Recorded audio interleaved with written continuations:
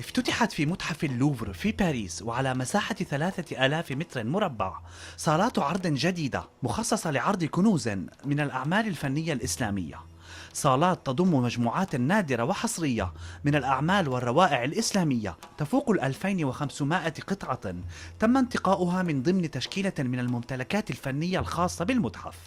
قطع تشمل أعمالا فنية وروائع من التراث الإسلامي بدءا من إسبانيا وصولا إلى الهند لتجسد الفترة الواقعة بين القرنين السابع والتاسع عشر. تعرض معظمها للمرة الأولى أمام الجمهور.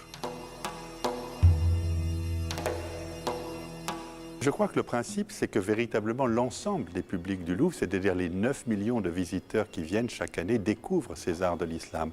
Alors sur un budget d'à peu près 100 millions d'euros, l'État français a donné un bon quart de cette somme, et pour le reste des mécènes, à peu près 40% des fonds viennent des pays du Golfe. يشمل التصميم المعماري الخارجي للمتحف جناحا مكونا من طابقين بني من الزجاج المعاصر، وهو مغطى بسقف فولاذي ذهبي اللون. أما التصميم الداخلي فيلهم زائره في تصور الأعمال المعروضة وتحديدها تاريخيا وجغرافيا وفك رموز الزخارف واختبار استنتاجاته الخاصة مقابل تلك التي يقدمها المختصون.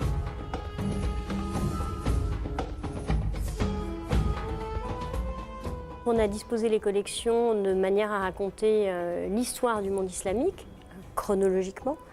Beaucoup d'œuvres, en fait, sont entrées dans les collections du Louvre au moment où Paris est une sorte de carrefour du marché de l'art et où beaucoup des grandes pièces, en fait, arrivent sur le marché parisien et rencontrent un public d'amateurs fortunés, très passionnés par cet univers qu'ils découvrent.